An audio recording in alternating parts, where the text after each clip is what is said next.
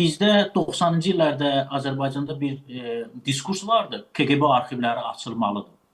Deyəsən bu məsələdən sonra biz etelat arxivlərinin də açılması məsələsini qoyacaq. Bizdə çoxlu adam İran o adamlar ki, həm də yer gəlmişlər. Onlar həmişə Güney Azərbaycanın azadlığından danışırdılar, türkçülükdən, turançılıqdan danışırdılar. İndi bu günlər onların hamısı beynəlxalq hüququn müdafiəçisi adı altında İranın müdafiəsinə qalxıblar. Bu məsələ məni çox düşündürür və çox şübhəli məsələdir. İndi beynəlxalq hüquqdan danışanlar mən deyim sizə. İranda hal-hazırda İran dövlət deyil, o mütəşəkkil terror qruplaşmasıdır. O öldürülən nazirlər var ki, orada o hərbiçilər var, hərbi siyasi rəhbəriyyət daxil olanlar. Onların bir çoxları müxtəlif dünya ölkələrində axtarışda olan şəxslər olurlar. Argentinada Yahudi mərkəzinin partladılmasında iştirak ediblər. Ondan sonra müxtəlif terror qruplaşmalarının yaradılmasında iştirak ediblər. Bu adamlar qətillər həyata keçiriblər. Mən çox dəhşətə gəlirəm ki, belə ki, bu mənim üçün belə həqiqətən belə emosional, məni belə təbii vəziyyətdən də çıxardır ki, mən belə saxlaya bilmirəm bəzən emosiyalarımı ki, Azərbaycanın özündə İranın sifariş verdiyi nə qədər siyasi qətl var, siyasi qətlə cəhd var. Biri oturub sizin ekstrasens var. Yox, 90-cı illərdən danışıram mən.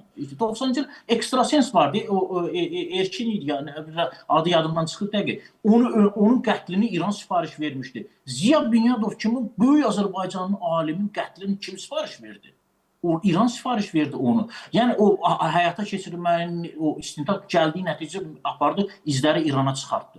Bunların hamısı nətər yaddan çıxır. Ondan sonra bir də demək bu beynəlxalq hüquqa müraciət edən adamlar deyil, çox tez-tez arqumentlərlə bilir ki, İranın suverenliyinə, onun təcavüzə məruz qalmağına. İran özü indiyənə qədər Birləşmiş Ərəb Əmirliklərinə təcavüz edibdir, onun suverenliyini pozubdur.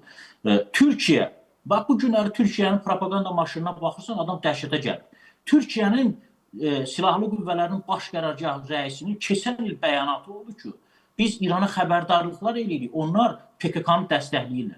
Suriyanın gedib ərazi bütövlüyünü pozub, onun suverenliyini pozub əməliyyatlar həyata keçirmişdir. Livan adında dövləti yarımcan halda saxlayan kim idi? Hansı dövlətdir? İrandır. Bütün bunların hamısını terror şəbəkəsi, Yəməndən tutmuş Livana qədər, Suriyaya qədər, İraqa qədər bu qədər terror təşkilatlarını yaradan dövlət hansı beynəlxalq hüququn prinsipinə söykənir? Beynəlxalq hüquq təkcə dövlətlərin ərazi bütövlüyü suverenliyi ilə bağlı məsələ deyil. Beynəlxalq hüquq həm də insan hüquqlarına bağlı bir məsələdir. İran indiyənə qədər həyata keçirdiyi qətillər var ölkənin daxilində. İnternetdə bunların hamısı var. Beynəlxalq hüquq müdafiə təşkilatlarının hesabatları var. Özünüz, bax bu tamaşaçılar da hər kəs baxsın. Google-da yazsınlar. 1988-89-cu ildə kütləvi qətliamlar İranda. Demək, bunu yazanda siz görün nə qədər material çıxacaqdır. Minlərlə insanı, Kamran bəy, minlərlə insanı. 37-ci ildəki Azərbaycanda Troyka məhkəmələri var idi. Həmin o 3 nəfərdən ibarət məhkəmələr bir neçə dəqiqənin içərisində qətlinə sifariş veriblər. İranın daxilində, rejimin daxilində bu hətta parçalanma yaratdı. Bu demək Ruhullah Xomeynidən sonra Müntəziri adında bir ayətullah var idi. Yəni planlaşdırılırdı ki, o vaxtlar ki, deyirdilər ki, bu Xomeynidən sonra o Müntəziri gələcəkdir, ali dini rəhbər kimi. O Müntəziri o həyata keçirilən qətillərdən sonra üsyan bayrağı qaldırdı. Ayətullah idi, onun özü böyük bir ayətullah. O üsyan, onu ev həbsinə saldılar həmin ayətullahı. Yəni rejimin içində belə nə qədər insan istefaya getdi, Xarici İşlər Naziri var idi. Ona hamısı bunlar istefaya getdi. Dedilər ki, bu şəkildə qətillərin həyata keçirilməsi bu insanlığa ziddir, nəinki İslama ziddir.